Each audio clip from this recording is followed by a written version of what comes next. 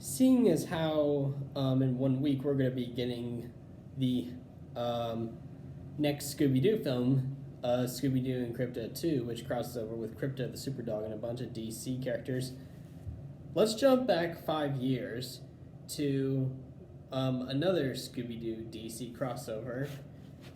That is Scooby-Doo and Batman, the Brave and the Bold.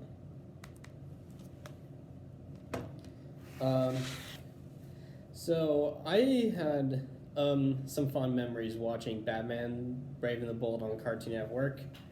I really liked it. It definitely felt different than any other Batman show I've seen.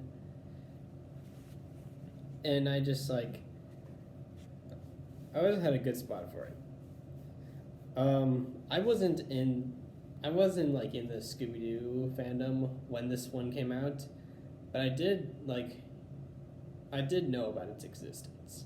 But now that we're getting closer to Scooby's next DC crossover, I figured, hey, let's watch this. And it's great. First off, it's just really cool to see that Batman is the one that seeks out the Scooby Gang. Usually if this was Scooby-Doo, like Scooby-Doo Guess Who, or some other Scooby-Doo show and all, they're the ones who bump into Batman. But nope, Batman's come to them for help. So this kind of puts a bit of pressure on the gang, because they've got the world's greatest detective helping them. So I really like that. Animation is just so great, especially with the fight scenes and the fun car chase we get. Yeah, it definitely feels very like Batman Brave and the Bold, with all the CG cars, the 2D background. Of course, Frank Weller, Grady Lyle, Matthew Lillard, Kate Micucci do great, and it's not on here, but the guy who does Batman in Batman Brave and the Bold also does a great job. I was also really fascinated by his performance when I watched Brave and the Bold as a kid. Let's see, what else is there? There's some great characterization. Why is it every time Fred has to get cucked whenever Daphne falls in love with say Batman or Kiss, but then yet again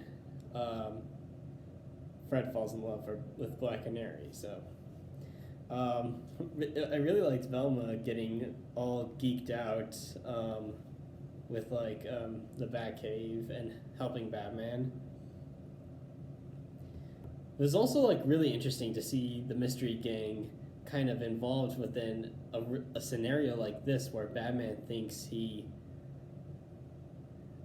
didn't save this innocent man. I was just thinking, oh man. But yeah, the stakes are set pretty well. But yeah, this is just a well told story. And the icing on the cake is the Mystery Gang dressed up as classic Batman, Robin, Batgirl, Nightwing, and Bat the Ace Hound. Or is it Ace the Bat Hound? I don't know. Okay, if there's two problems I have. One's either major or both could be nitpicks. First off, it's I kind of wish. Yes, the gang are involved in the finale. They dress up, but I feel like what they do most of the time is kind of do the normal Scooby-Doo third act chase with music. I wish we could have seen how about we see Velma kick ass, or the gang doing all the classic punching characters in the background. like they normally do in Brave and the Bold, and in the Adam West show. And the other thing is that, all right, so I've explained quite a bit how we haven't gotten a Scooby-Doo film that has had supernatural elements or like real monsters since Scooby-Doo and the Samurai Sword in 2009. But, and like Warner does this to like kind of go back to the status quo instead of shaking things up.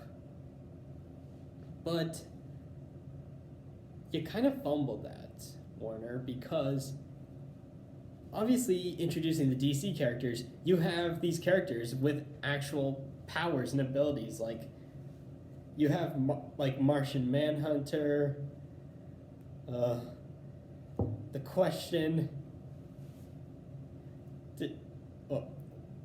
I was gonna say Detective Chimp, but no, Scooby's a talking dog, so I accept that. Along with the other Bullet Chip characters, including Clayface, who plays a big part in this. So it just doesn't make sense. Like,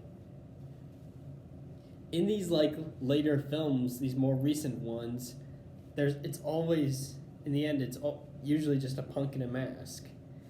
But having like real supernatural DC characters in here kind of ruins that. Like, if Warner's gonna stick to that, maybe don't include those characters.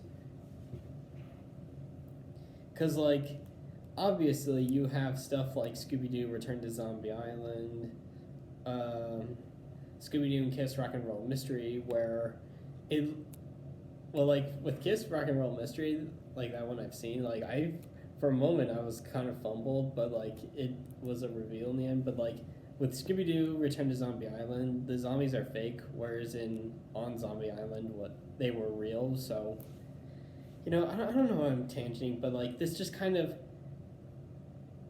I don't know, it's hard to explain, but, like, Warner was kind of breaking their own rules when it came to Scooby-Doo.